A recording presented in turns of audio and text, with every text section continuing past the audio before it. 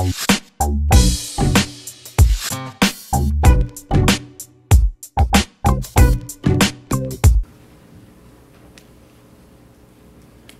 a thread here, as you can kind of tell, we go through this, a whole lot of things in common from people that for some of us today didn't know each other as well as we're going to at the end of the day. But I do want to congratulate all the inductees, and Ryan mentioned a founding member of the Missouri Basketball Coach Association. I want to thank that organization, which I've been a proud member of.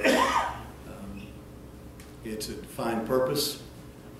It's to help basketball in Missouri at the high school level, and as well as college and middle school, but primarily high school. Dave Porter and I were in that first meeting, and Jesse All, and Ken Libby was probably there too. But I know that when we were sitting there talking with Gary Filbert, the idea, and that was back when we all went all over the country all summer long, working camps together, trying to get better, trying to beat somebody, trying to figure out one way to get a play, to get something done later on. And, you know, these were people you might know, you might not know, you might not play, you might play, you never knew, but we had a shared purpose, and that was we were all trying to get better. We were all young, and it was as much fun as you could possibly have. But this is an honor, and I want to thank the Coaches Association for it, and congratulate all the inductees. Like everyone else here, I've been very blessed, and I've been very fortunate. The high school coaches I had were all different. They were all good. The college coaches I had, all different, still all good. The coaches I got to work with early in my career, all different, all good. The coaches that we had on our staff at Glendale, all different, all good. Constantly learning. Trying to get better. Again, very blessed, very fortunate. Good administration. You know, the first principal that hired me, Charlie Espy, at Glendale when I was 29 years old, the day they hired me, he and I were walking in the spring, walking through the school, and he says, Coach, there's going to have a lot of things happen at this school, but we're going to have a basketball program. Well, now, if you're 29 years old and you've been told that, you got a blank check. And he was wonderful.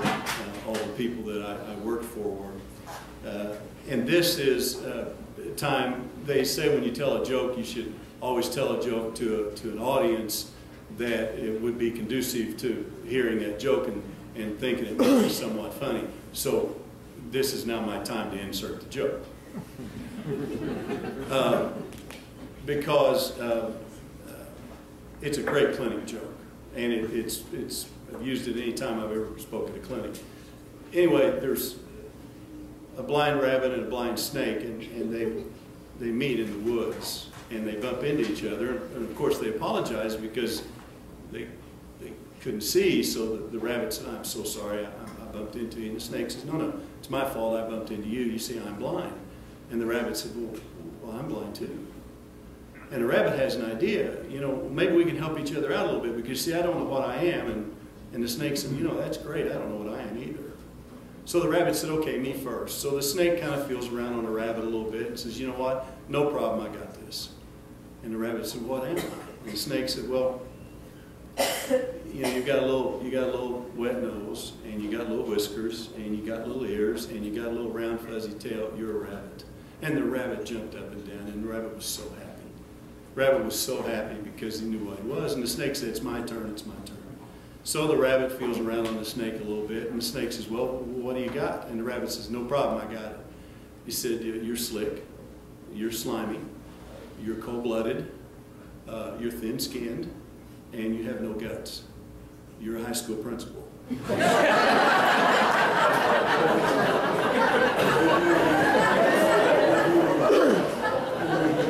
I told you I worked with good administration. I told that to every principal I had, and as we kind of mentioned before, I got to keep my job. And they actually kind of laughed and thought it was pretty good. At Glendale, we were very fortunate to have great players. As everyone talks about, you got to have them. We had kids who were willing to work. willing to get in the gym and get better. Very fortunate there. Excellent parents, a lot of support. Coaching staff was always great. Two of them are here today, longtime coaches, and I've never referred to them as assistants. I haven't said that word regarding them ever, and try not to, because they were always co-coaches. We wanted our players to understand it doesn't matter who's here, your job is to work, and that's what we want you to do. And as Steve mentioned, you want to have fun. Please have fun while you're here, because it's the greatest game ever. And I want to introduce them. Don Carlson, who was a Filbert Five earlier this fall, named as one of the Filbert Five with at the Hall of Fame dinner, and also Greg Harding. And they were, as I said, co-coaches.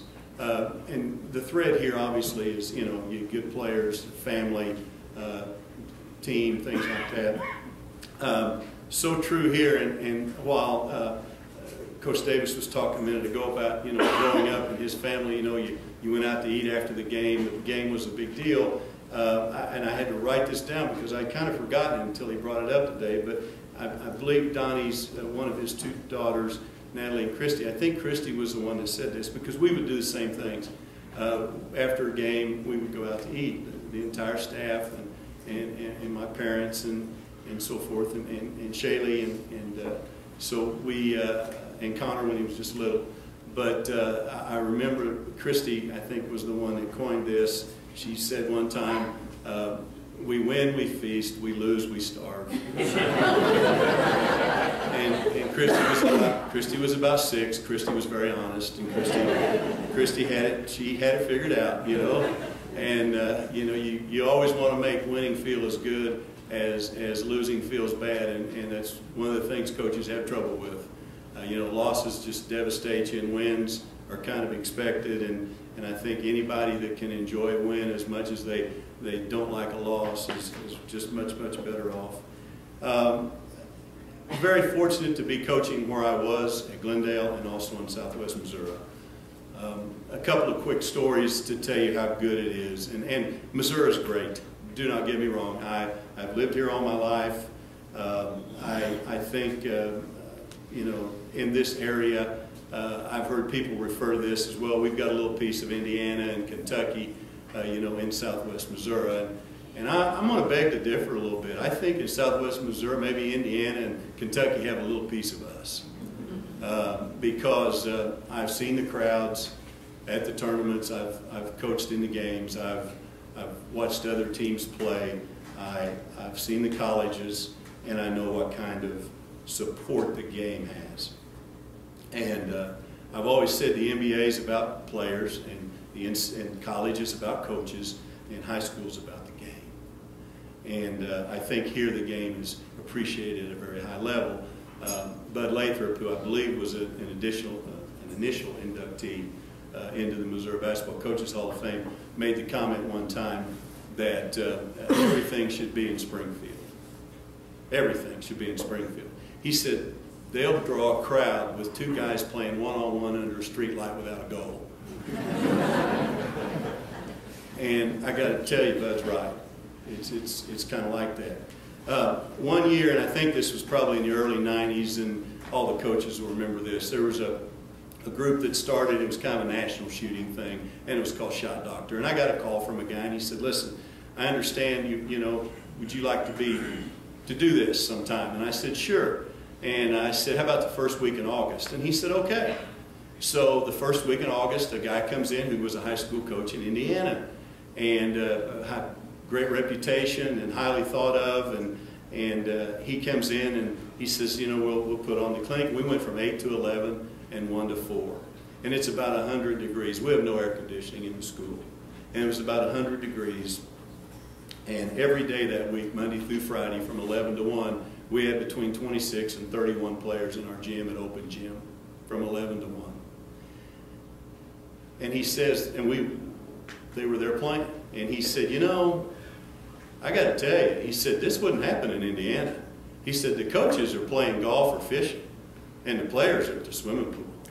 He said, I am amazed. He said, this is unbelievable. I said, it's like this all the time around here.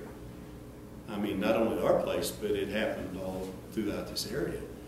And I knew right then this area was pretty neat, and it was exceptional. And I know that basketball is in the fabric of the people of Southwest Missouri. And if you love basketball, and I do, it's a great place to work. It's a great place to be. 3 things I'm really, really proud of, you know, looking back. Because when you start this deal, I knew what I wanted to do when I was 5. In the first grade teacher, Miss Denton, said, "Hey, what do you want to be? Write it all down." Well, all the kids wanted to be firemen, policemen, doctors, nurses, on and on. I wanted to be a coach, spelled as C-A-O-C-H, but I wanted to be a coach. And there were probably a lot of reasons for that, and I'll probably kind of delve into that here in just a second. But, and again, you're blessed and you're fortunate because as you go through as a player and as a coach, you get to work with people, and they're all, you just find out, you know, you pick this, you take that, and try to come up with a philosophy. But 3 things that I think I'm most proud of is that happened in our program and while we were there. And let me tell you, when I say program, it's not me. If you try to float this boat alone, you go nowhere. You've got to have players, you've got to have coaches, you've got to have support, you've got to have parents, you've got to have everything. We were fortunate to have that. All of our seniors, all 54 seniors, while we were at Glendale, graduated from college. They all had college degrees. And in all 15 years, they were smart kids. And they had a desire to go forward in their lives. And all got college degrees. And that's one of the things I'm really, really proud of. The second thing I'm really proud of is every coach on our staff in that 15-year period, every coach either became a head high school coach, became an administrator, or became a college coach. Became a college assistant, an administrator, or a head high school coach. And I was so blessed and so fortunate to have those kinds of people that would work with me and try to get things done. The third one is, and there's a little history here, the Eddie Matthews Sportsmanship Award. And when you start out, you know, I said I knew what I wanted to be when I was 5 years old. And I think when you start out, you don't think about Hall of Fames. You know, I just want to be a good coach. So therefore, you got to win games. You got to get organized. You got to get a team. You got to have a chance. You know, that's how I thought. You sure don't think about any of this, and you sure don't think about the end result as much as you know the start. And now that you look back on it, you can kind of talk about the finish a little bit. And these were things that you know were part and parcel to process, but you don't necessarily try to get these things. And you know, I did no goal that all the players were going to get college degrees. There was just no way. But after it all happened, it was kind of neat. And I had no idea that, hey, I'm just going to work with people on a coaching staff that are going to move onward and upward. I didn't say that. I didn't think that. But looking back, it's kind of neat. And this third one is neat too, and that's the Eddie Matthews Sportsmanship Award. And it's given by the Southwest Missouri Basketball Officials Association. And it used to be given 29 counties in Southwest Missouri, and all the schools, which would be well over 100, would be involved in that. And now it's changed. It just includes the Springfield schools. There's some timeline issues, and they just do the Springfield schools now with this particular award. But back when we were together at Glendale, the Eddie Matthews Sportsmanship Award was all 29 counties, all the schools. No Springfield school had ever won it before, and we won it 6 times. And we tied for it 2 other times. And looking back on that, those 3 things, kids graduating, the Sportsmanship Award, those are things you start out with. You don't say, oh yeah, I want to do that down the road. That's going to be a goal. But at the end, when you look back, it's pretty neat, and to kind of show you, to really give you an idea of how this sometimes works, and it's really out of our control, is you really think you're doing some really wonderful things, and you find out they're not. One year we had a good team coming back. They were young and they had a lot of successes. underclassmen, and you have a motto every year, a theme or a mantra or something you go by. And that particular year, I decided I was going to do kind of a Wild West theme, and I said, all right, guys, here's the deal. Everywhere you go, I got people calling me to play you, never called us before. I said, you're Wide Earp. You're Wide Earp. They're coming to town gunning for you. If we go to their place, they're going to be waiting to ambush us. I said, it's Wide Earp. I said, that's who you are. I thought everybody knew who Wide Earp was. So we go through the year, and I'm bringing Wide Earp up a lot. Wide Earp's bailing me out at halftime more than you have any idea. And so we're going to Joplin. It's like the last conference game of the year. We're going to Joplin. Hated that trip. The sun's coming in the bus. The kids, they're all quiet. We traveled good. It was a quiet bus. And all at once, about halfway back, my point guard just died laughing. And I can tell you that didn't sit well with Coach Carlson, and didn't sit very well with Coach Harding, and I can tell you it didn't sit very well with me. So we shoot around, and I come up here. And I'd heard a book slam, and then he was laughing. He was still laughing when he got to me, and I thought, he may not start tonight. And I said, he was talking about the other guard. And I said, what's so funny? Because that's what coaches say, what's so funny? And he says, Coach, he says, and it's his running buddy, he says, he's got the NCAA yearbook. He said, it's this thick. He's got the NBA yearbook. He said, it's this thick. He said he finally slammed the NBA yearbook on the bus. He said he slammed her shut, and he says, I give up. I've gone through every page of these two, and I do not know who Wide Earp is. So when you think you really got it, you really don't got it. When you think you're really motivating, you really are motivating. But it kind of points back to, hopefully those things happen.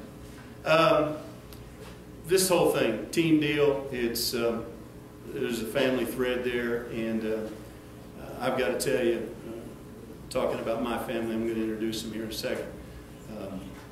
They say you can't pick your parents. If I could have, I'd have picked the ones I got because they're that good, and they have been. I love the game of basketball, and I think because my parents love the game of basketball. I didn't mention my junior high coach. I mentioned my high school coaches and my college coaches and the people I worked with. The best coach I ever had was in junior high, and it was my dad. And he was the best. But, and my mom was right there every step of the way. Because Marion C. early, when you travel on a yellow bus and you don't have an assistant and you coach all sports and all teams, you need help. And so someone had to take care of the cheerleaders, someone had to be a trainer, someone had to make sure everything got fixed. And I got to see that from my mom and dad. They have been unbelievably supportive. This year with Coach Carlson, we had some coaches versus cancer. It was cancer things early in the fall, early winter.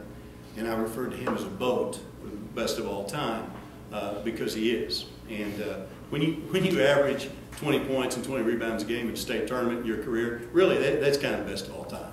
When you just go get 20 rebounds. Now us coaches understand what rebounding's like. It's that big a deal. But I put my folks in the same deal. I used to refer to my parents as ties. You can only tie them, you can't hope to beat them. Now I put them as boats, best of all time. So Mom, Dad, thanks, and everything all the way through. Great sister. I think they probably drug her along to a lot of my stuff, and she feigned interest, but hopefully she liked all of it because it was great having her around. And my two kids, Shaylee, who makes me proud every day, she teaches, and she's getting ready to marry a guy on September 28th who's standing back there, or sitting back there, but he looks like he's standing because he's 6'9". And they are going to, Drew Richards, they're going to get married September 28th, and he coaches, by the way. And my son Connor, who's a freshman at Missouri State, and guess what he's going to be? He wants to be a coach. And so, go figure. But I got to tell you, this is neat, and I appreciate the time here, and with this group of people, it's pretty phenomenal. But thank you so much. Appreciate it.